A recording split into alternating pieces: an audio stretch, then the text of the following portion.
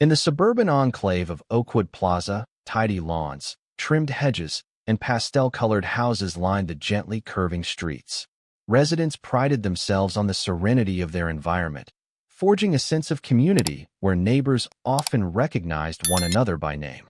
Despite the pleasant facade, however, Oakwood Plaza had its share of friction, mostly thanks to the Homeowners Association, HOA, which enforced numerous rules on noise levels, landscaping, and property aesthetics.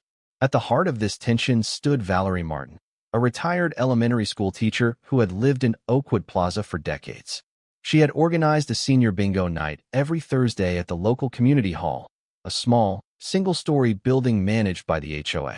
Valerie's bingo gatherings were more than just a game. They represented a lifeline of friendship and support for older neighbors.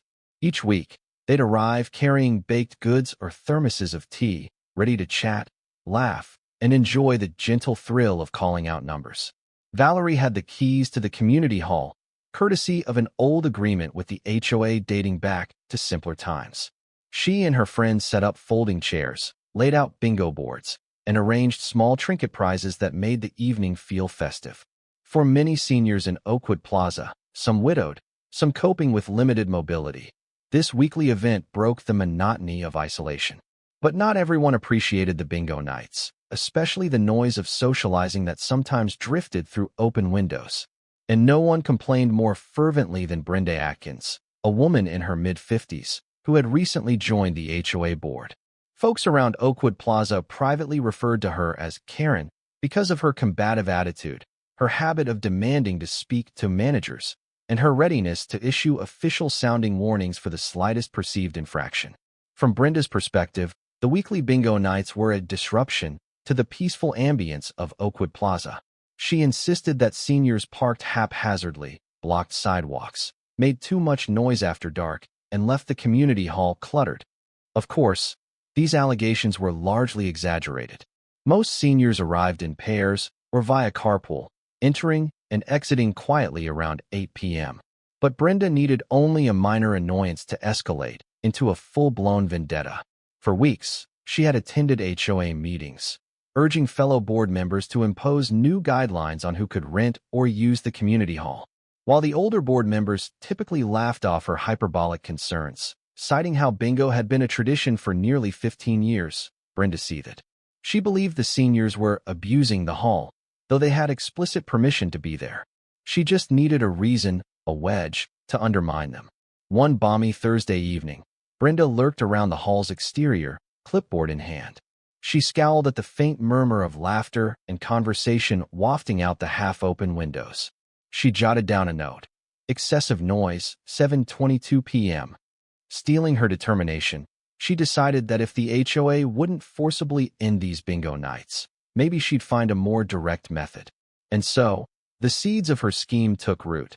To sabotage the event in a way that frightened the seniors off, or at least inconvenienced them enough to make them quit. That night, oblivious to Brenda's plotting, Valerie and her elderly friends wrapped up the bingo session with cheerful goodbyes. Arthur and Lucille, a sweet retired couple, helped fold chairs.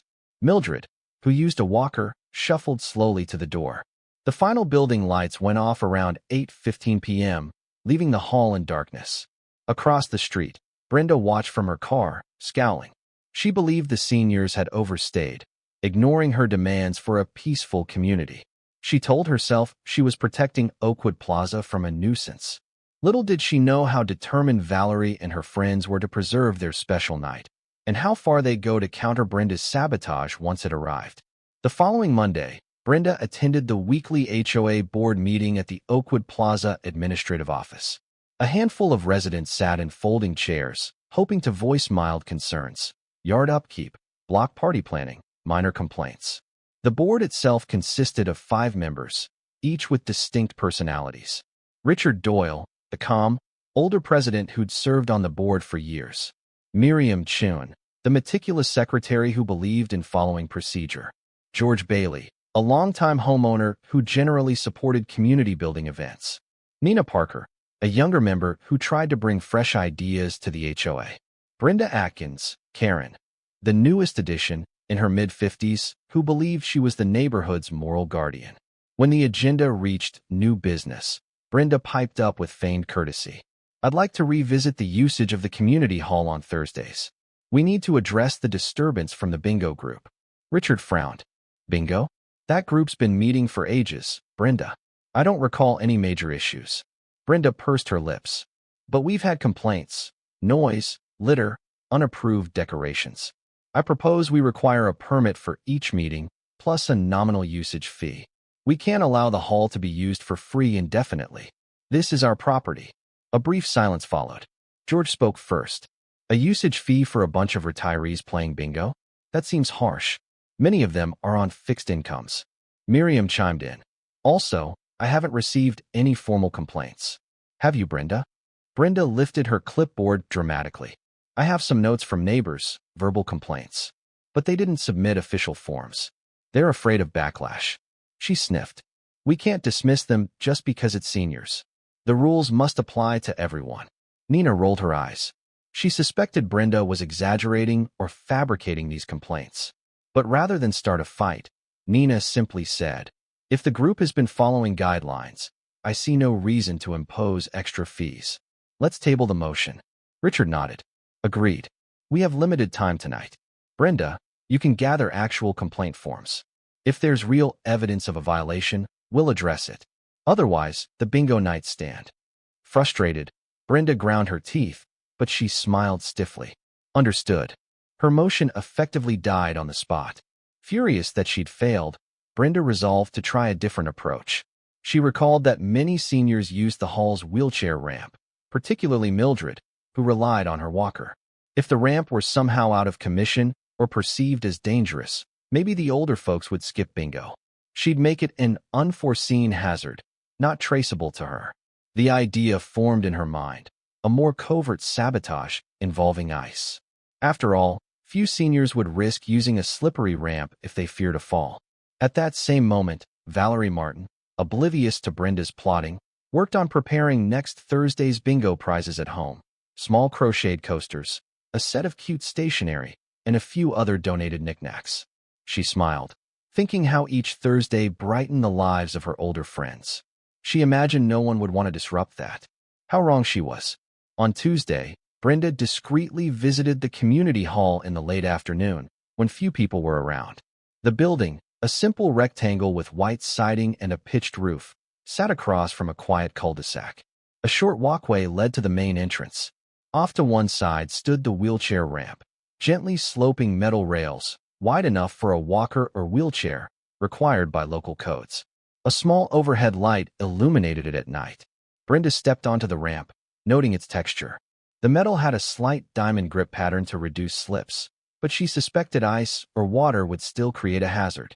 If the ramp was covered in a slick layer of ice, seniors would likely avoid using it. She smiled to herself, imagining them discovering a treacherous walkway on bingo night. Maybe that alone would deter them. And if someone fell, well, it would confirm the hall was unsafe to use regularly. Then the HOA might close it for repairs. Problem solved. Of course, Brenda needed a way to freeze water on the ramp without being obvious. She realized that Thursday nights in Oakwood Plaza, especially in spring, weren't usually cold enough for ice to form naturally. She'd need to bring ice in a cooler. But how to ensure it remained on the ramp, making it slippery? She pictured scattering large amounts of crushed ice or cubes, so the seniors encountered a meltdown in progress. With luck, they'd slip or, at the very least, be too afraid to cross. Content with this plan, Brenda strolled off. She believed this subterfuge was clever, relatively low risk. She'd do it right before bingo started, ensuring the seniors arrived to a freshly iced ramp. Then she'd watch from her car, witness the panic or frustration, and hope the bingo group would give up. Meanwhile, the seniors continued about their week. Valerie bought fresh cookies from a local bakery to serve on Thursday night. She also invited a new resident, Dorothy Mills, who was 75 and had recently lost her husband. Dorothy was excited to meet people. None of them suspected the sabotage looming. At last, Thursday arrived. The seniors trickled into the hall around 6 p.m., an hour before bingo typically started, to set up. Valerie unlocked the door, humming. She was joined by Mildred, Lucille, Arthur, and a few others. Together they arranged folding chairs, and placed bingo boards on a long table. Another volunteer set out coffee and the bakery cookies. Laughter and chatter filled the space. Shortly after 6:30 p.m., Brenda parked her car around the block, out of direct sight.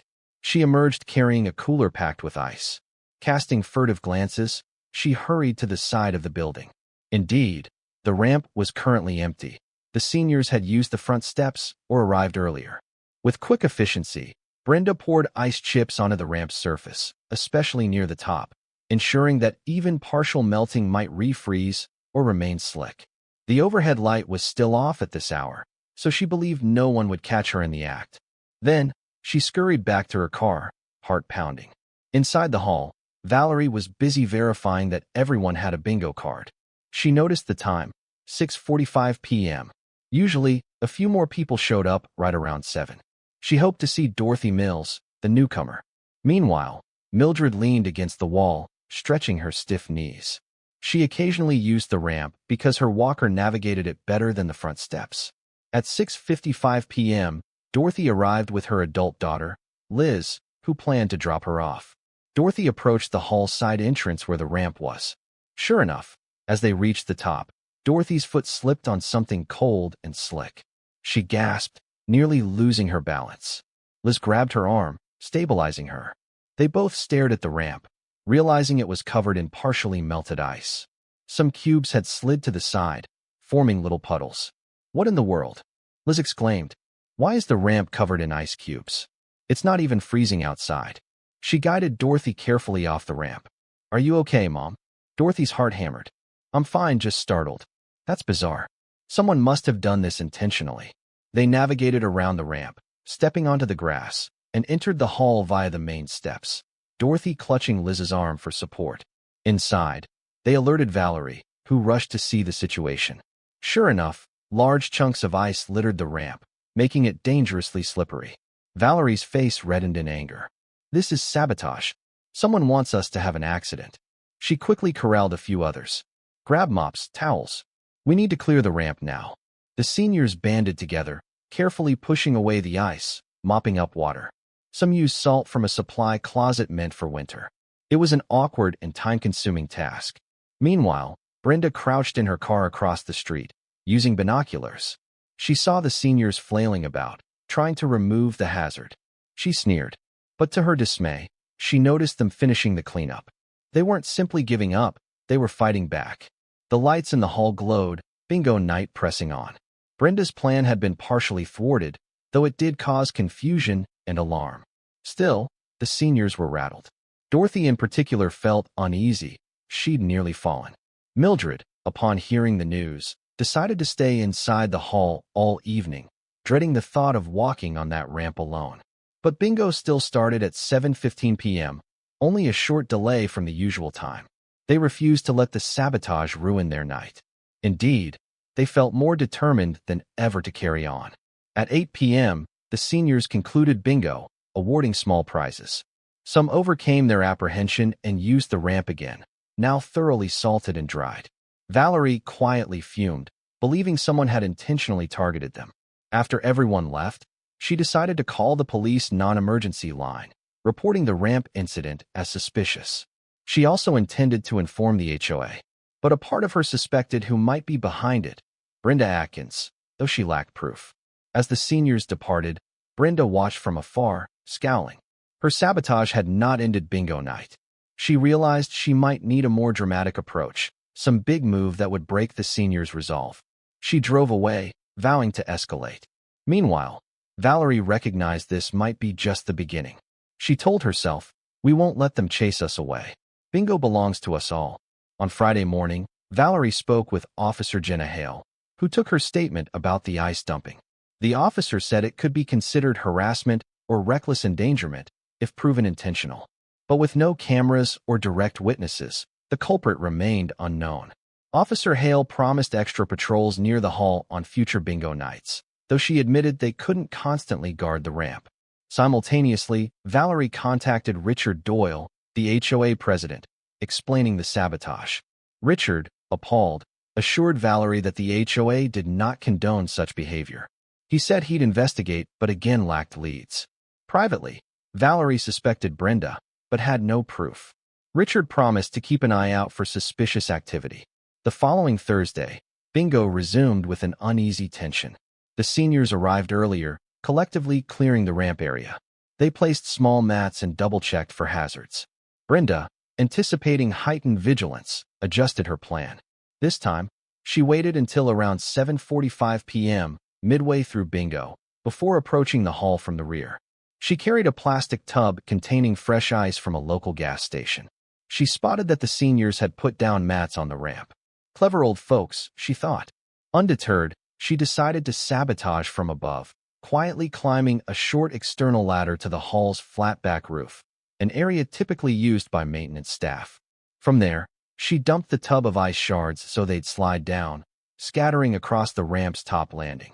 Then she hurried away, leaving the scene before anyone could spot her. Inside, the bingo group happily called out numbers. Mildred was just about to leave early at around 7:50 p.m., needing her evening medication. She approached the ramp door, walker in hand. As she stepped out, her eyes widened in horror. The top of the ramp was covered in fresh ice again. She gasped, almost slipping. A second sabotage in as many weeks. It felt personal. Fortunately, Arthur, an older gentleman, came to her aid, helping her step back inside. Cries of alarm spread among the seniors. Again?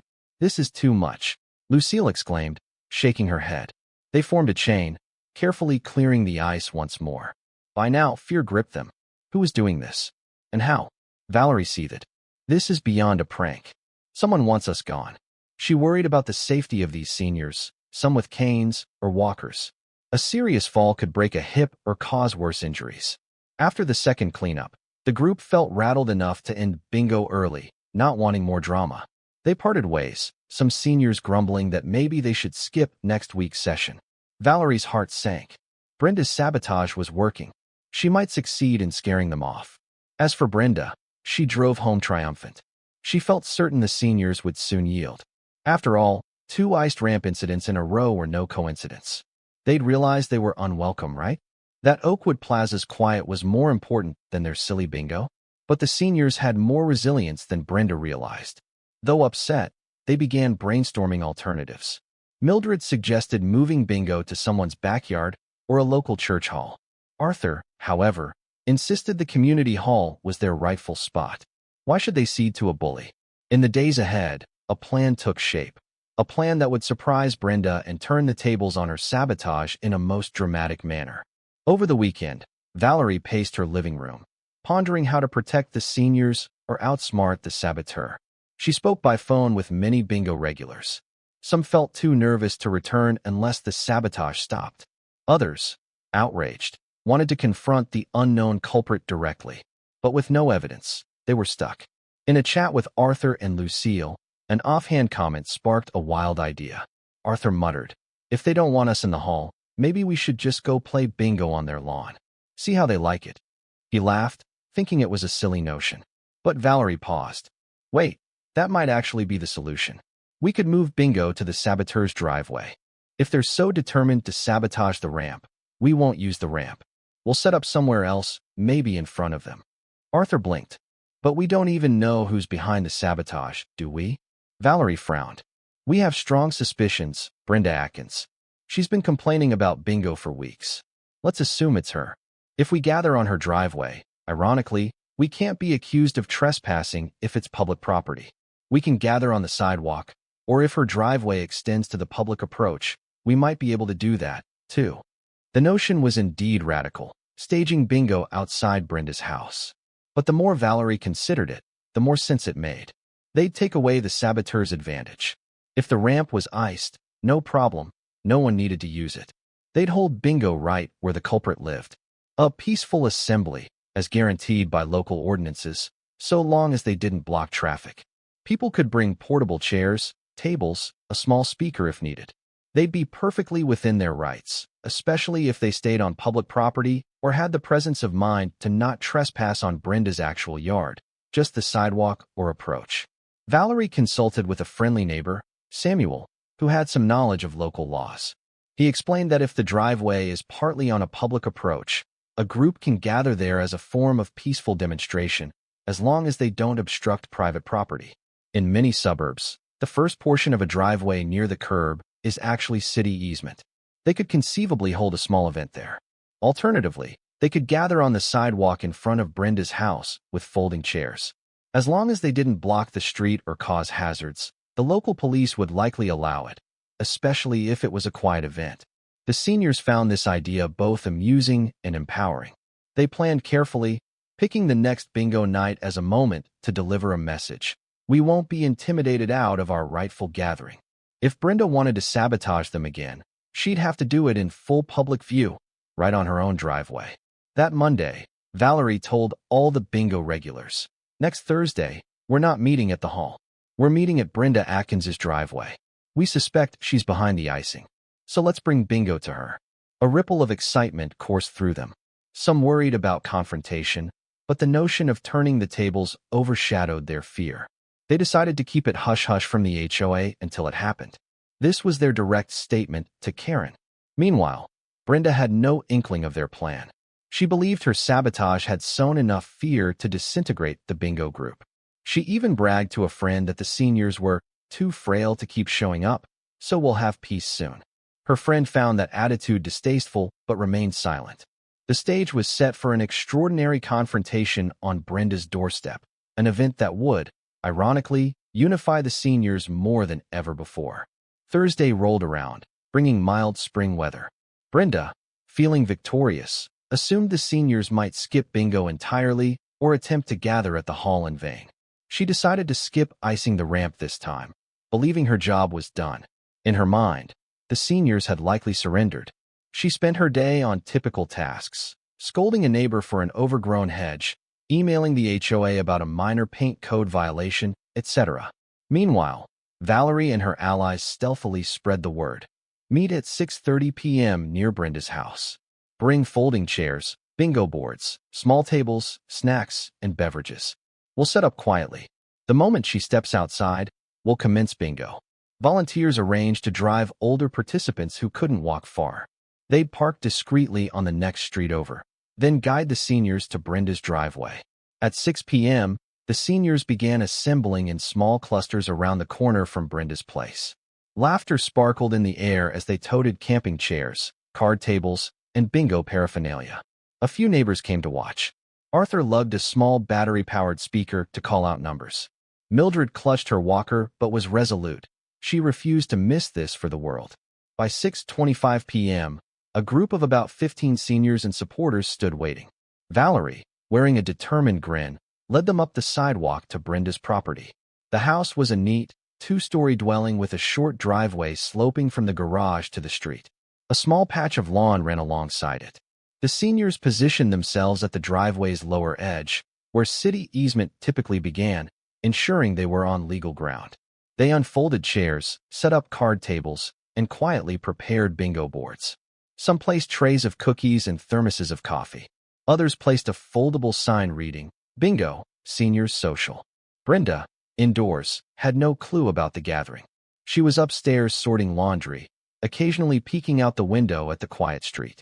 With the seniors conversing in subdued tones, it took a few minutes before she realized something was off. By 6:40 p.m., she heard faint chatter. Curious, she looked outside and nearly dropped her laundry basket in shock. A cluster of older people had literally taken residence on her driveway approach, setting up a mini bingo hall. She blinked, unable to believe her eyes. Heart pounding with fury, Brenda stormed downstairs, flung open her front door, and confronted them.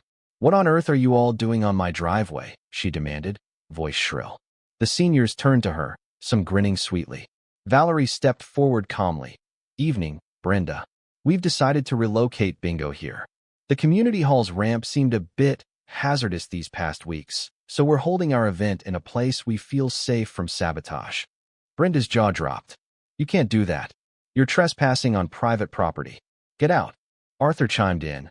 "We're on the public approach portion, which is an easement. We have every right to assemble peacefully on public property. We're not blocking the street or your driveway entrance entirely." Brenda looked flabbergasted. "This is outrageous. I'll call the police. The HOA will fine you all." Some neighbors had gathered at the edges, filming the spectacle on their phones. They murmured encouragement to the seniors. Mildred piped up, "We're not violating any noise ordinances or blocking traffic, dear. We're just having bingo. Care to join?" The group chuckled. Brenda's face burned red. She retorted, "You can't do this. I'll have you removed." Valerie simply shrugged. "We're not disturbing the peace. We're within our rights." Then she nodded to Arthur, who flipped on the battery-powered speaker. In a clear voice, he announced, "Welcome to Bingo Night, Round 1. We'll start with the letter B, number 8, B8. The seniors promptly listened for their numbers, marking on their cards. Brenda stared, mouth agape. She realized if she physically shoved them away, she could face assault charges or negative press. If she called the police, they'd find the seniors quietly playing a game, not violating laws. She sputtered, "Fine. You want to be ridiculous? I'll notify the HOA." She stomped inside, slamming the door. The seniors resumed bingo, sipping coffee and giggling. A small crowd of curious onlookers watched from across the street. The novelty of it all was exhilarating, turning Brenda's sabotage back on her, right outside her home. Occasionally, folks would hush as they heard an outraged shriek from inside. Brenda presumably ranting on the phone. But no official came to stop them. By 7:15 p.m., they'd completed 2 rounds. Winners claimed small prizes. The mood was jubilant, even comedic. Arthur called out, "N42," prompting mild cheers. Under the overhead streetlight, they could see their cards clearly. A breeze carried the sweet smell of cookies and coffee. The seniors joked about how Brenda might be fuming behind her curtains. This was their victory. If the saboteur wanted them gone from the hall, they'd simply bring the party to her doorstep. At around 7:30 p.m., a patrol car quietly rolled up. 2 officers, including Officer Jenna Hale, who had spoken with Valerie about the ramp icing, stepped out. The seniors paused, curious. Brenda darted out of her house, triumphant. "Yes, officers, thank God you're here. These people are trespassing on my property, staging a disruptive event, and they refuse to leave." Officer Hale raised a placating hand. "Ma'am, we received your call. Let's see what's going on." She turned to Valerie. "Is this an organized event?" Valerie nodded. "Yes, we're playing bingo peacefully on the city easement portion of Ms. Atkins's driveway approach. We're not blocking the driveway or the street. We have the right to assemble. We're being quiet and respectful. We have no intention of stepping onto her private yard or interfering with her property. We'll clean up when we're done." Brenda fumed. "They have no permit. They're making noise in front of my house. It's harassment." Officer Hale looked around. The seniors were indeed occupying the lower portion of the driveway, which typically extends onto the public right-of-way. They had chairs, a table, and a small speaker, but no music blaring, no rowdy behavior. The noise was minimal, just normal conversation. The sidewalk remained passable. This was, at worst, an unusual form of protest or gathering. After a moment, Officer Hale said, "Under local ordinances, groups can peacefully assemble on public easements so long as they don't obstruct traffic or cause a safety hazard. They appear to be within that boundary." Brenda's eyes bulged. "You can't be serious. They're trespassing." Officer Hale shook her head. "Ma'am, the portion of your driveway that intersects the city easement is not entirely private property, and the group's not physically blocking your car from exiting, either. They're well within permissible free assembly laws." Some seniors exchanged relieved glances. Brenda sputtered, But, this is harassment. This is targeted against me. They have no reason to be here." Arthur coughed politely. "With respect, Ms. Atkins, you gave us reason by trying to sabotage our bingo nights." Murmurs of agreement rippled. Brenda's cheeks reddened. "That's a lie," she shrieked. "You have no proof." Officer Hale frowned, sensing tension. "Let's keep this civil. Ms. Atkins, if they remain peaceful and on the public easement, we can't forcibly remove them. However, if you find them truly disruptive, you can file a complaint with the HOA or the local magistrate.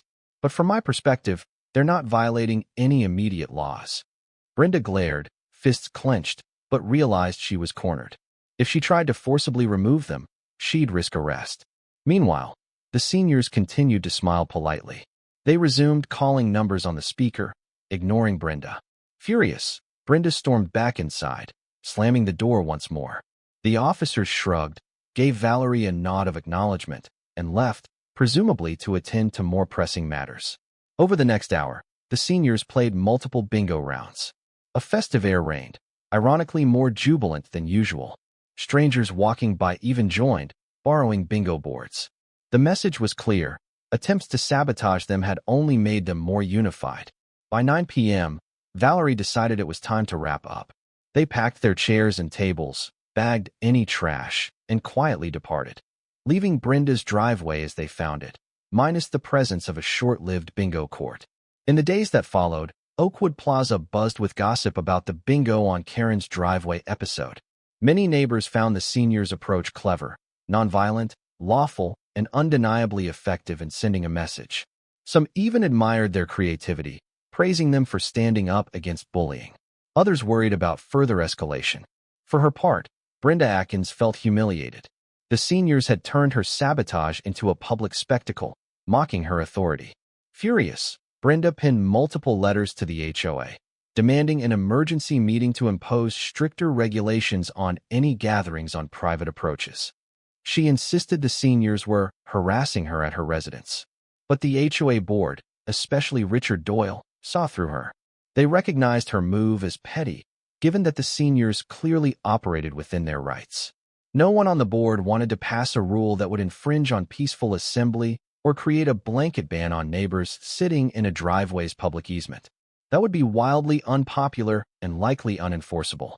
When Brenda threatened to sue for emotional distress, the board basically ignored her. Even the local police had found no grounds to claim harassment. Brenda stewed, feeling her power slipping away. The seniors had outmaneuvered her. She needed a new angle, but the fiasco had tarnished her credibility. Many neighbors now viewed her as a villain.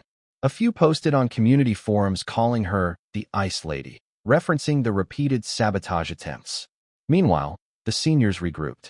They relished the symbolic victory of hosting bingo in front of Brenda's house, but also recognized they couldn't do that every week.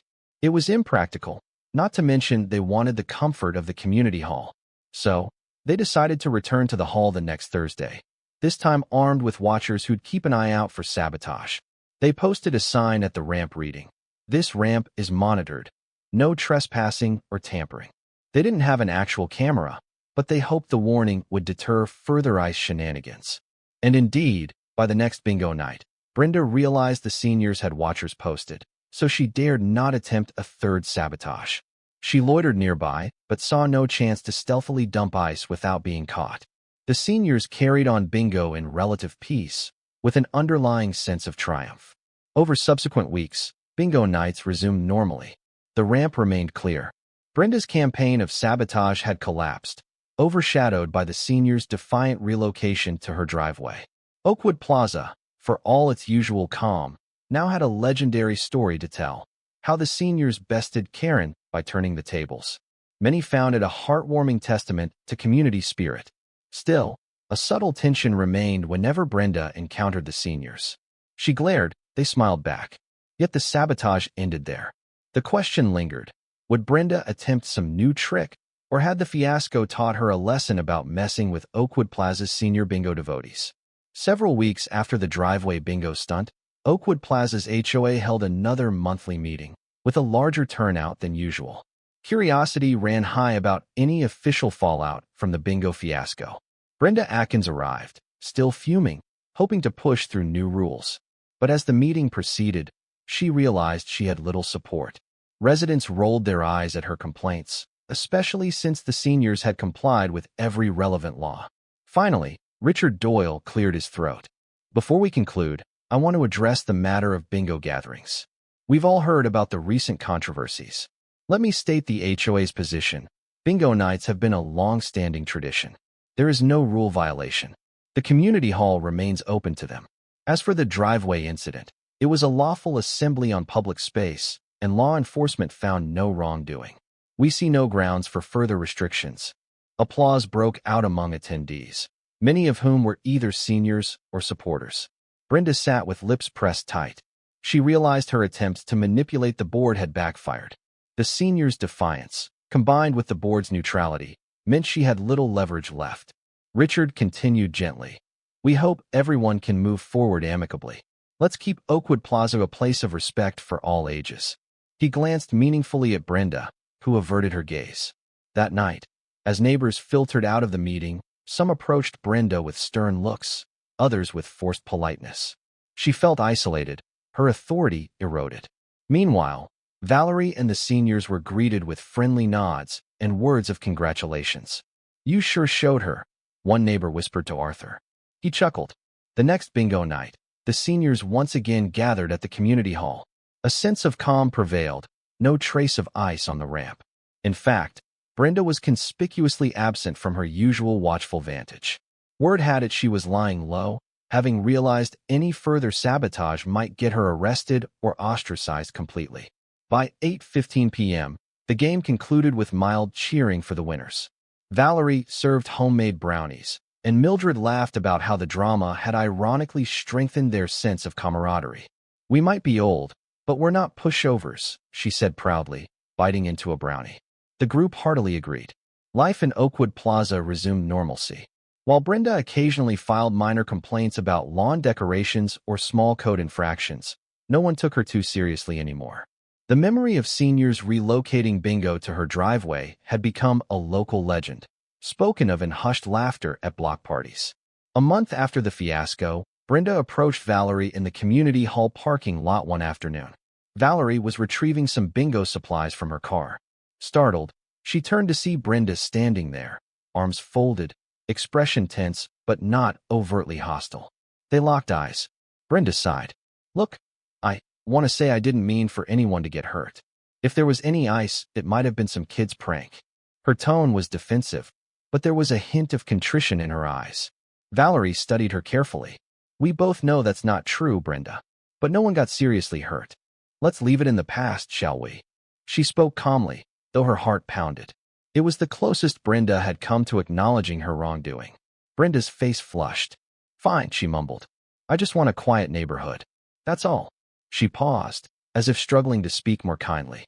"I guess the bingo thing, it's important to you folks. Just keep it down." Valerie stifled a chuckle. "We do end by 8 p.m. I'm sorry if it bothers you, but it means a lot to many people. We can be mindful of noise." She saw in Brenda's demeanor a reluctant acceptance. Perhaps shame or public pressure had softened her stance. They parted ways without further conflict. That evening, Valerie told Arthur and Mildred about the encounter. She didn't apologize directly, but she sort of implied she regrets what happened. The seniors shrugged. It wasn't a real apology, but maybe it signaled an end to the sabotage. They decided to let it be, grateful that the tension was finally easing. Summer came to Oakwood Plaza, bringing warmer nights. The community hall updated its air conditioning, making bingo more comfortable. A new wave of seniors joined, hearing about the welcoming environment. Valerie took pride in setting extra chairs, greeting new arrivals with the same warmth that had once been threatened by sabotage. One Thursday, a special surprise unfolded. A group of younger residents volunteered to help run the bingo night, offering bigger prizes like home-baked pies or gift certificates to local shops. They wanted to show appreciation for the seniors who had persevered. The event drew over 24 participants, one of the largest bingo turnouts yet. Among the participants were some folks who had rarely ventured to the hall before. They'd heard about the ice sabotage and admired the seniors' defiance. Now, they wanted to experience the communal joy themselves. Even a few middle-aged neighbors joined, bridging generational gaps. The hall echoed with laughter, the swirl of conversation, and the rattling of bingo balls in a spinner. Mildred, sporting a bright floral blouse, greeted newcomers with refreshments. Arthur took on the role of MC, calling out numbers with a playful flair. Valerie flitted between tables, ensuring everyone had a good time. The sense of unity was palpable. No one worried about ice or sabotage. The ramp was well lit and carefully monitored. Any hint of suspicious activity would be instantly reported. When the final round ended at 8 p.m., the entire group erupted in applause. People lingered, reluctant to break the spell of camaraderie. A neighbor snapped a group photo to commemorate the moment. In that snapshot, you could see the wide range of ages, smiling seniors, supportive middle-aged folks, even a couple of teens who'd popped in out of curiosity. It symbolized how the adversity inflicted by Karen had ironically drawn the community closer. Later that night, as the seniors locked up the hall, a few lingered outside, savoring the mild breeze. Valerie closed her eyes, recalling how close they'd come to losing bingo. She said a silent thanks for the resilience of her friends, and yes, even for the comedic payoff of hosting bingo on Brenda's driveway. Sometimes, adversity reveals the strength beneath the surface. As weeks passed, Oakwood Plaza found itself becoming more socially active. Inspired by the seniors' bingo nights and the unity they displayed, other neighbors launched small events: a monthly potluck in the park, a weekend walking club, a kids' craft workshop. The HOA, seeing the positive morale, supported these activities rather than restricting them. Brenda Atkins, relegated to the sidelines, watched these developments with an odd mixture of resentment and begrudging admiration. She realized her attempts to stifle community gatherings had achieved the opposite effect. People felt emboldened to gather more often. Her own standing on the HOA board diminished. In the next election cycle, she faced strong opposition from neighbors who preferred a more inclusive approach. Predictably, she lost her seat. Interestingly, after the sabotage fiasco, Brenda's immediate neighbors extended cautious goodwill. They invited her to a block barbecue. At first, she scowled at the invite, but eventually she turned up. Perhaps the public disapproval had taught her humility. Some who spoke to her said she seemed subdued, though she still complained about minor inconveniences. Over time, Brenda grudgingly integrated into the more open community spirit, though she never fully apologized for her sabotage. Meanwhile, the seniors continued their bingo tradition unabated. Valerie established a small bingo committee to plan occasional special nights with themes, like Tropical Night, where they wore leis, or 50s Night, with oldies music playing softly in the background. Attendance thrived, weaving more threads of friendship throughout Oakwood Plaza. The memory of the driveway bingo stunt remained legendary. Neighbors retold the tale of how the seniors overcame sabotage by simply moving the event to Karen's own driveway. It became a comedic parable, illustrating that cunning cruelty can be neutralized by bold unity. Months later, in late summer, Oakwood Plaza held its annual community fair, an outdoor gathering with booths, local vendors, and small carnival games. The seniors hosted a bingo booth under a large canopy, inviting visitors to play quick rounds for token prizes. The line for the bingo booth never seemed to end, with all ages wanting to share in the fun. Valerie, radiant in a bright floral dress, oversaw the booth. She beamed at the throng of neighbors milling about, remembering how she once feared bingo might end. Her eyes drifted across the fairgrounds, spotting Arthur handing out bingo cards, Lucille assisting with sign-ups, Mildred happily proclaiming winners. Even Dorothy, who had nearly slipped on that initial ice sabotage, was now all smiles, hosting a baked goods table next to the bingo canopy. Across the way, she saw Brenda Atkins browsing craft stalls. Their eyes briefly met. Brenda gave a slight nod, then turned away. It wasn't a friendly wave, but it was a far cry from sabotage. For Valerie, that was enough. Sometimes, a tenuous peace was better than open hostility. Later that evening, as the fair wound down, a short closing ceremony took place on a small stage. The HOA's new president, George Bailey, gave a speech praising the community's resilience and spirit. He gave special mention to Valerie and the bingo family for fostering intergenerational bonding. The crowd applauded, some calling out Valerie's name. She felt tears prick her eyes, deeply moved. When the fair ended, neighbors drifted home, the warm glow of streetlights accompanying them. Valerie strolled with Mildred, chatting about next week's bingo night. They both felt a surge of contentment. Oakwood Plaza had grown stronger, more inclusive, ironically spurred on by Brenda's malicious attempts. Adversity had sparked a wave of solidarity, culminating in the comedic triumph of driveway bingo and a renewed sense of community. At last, the story that began with iced ramps and sabotage found its happy resolution. The seniors retained their bingo nights, forging even tighter bonds in the face of intimidation.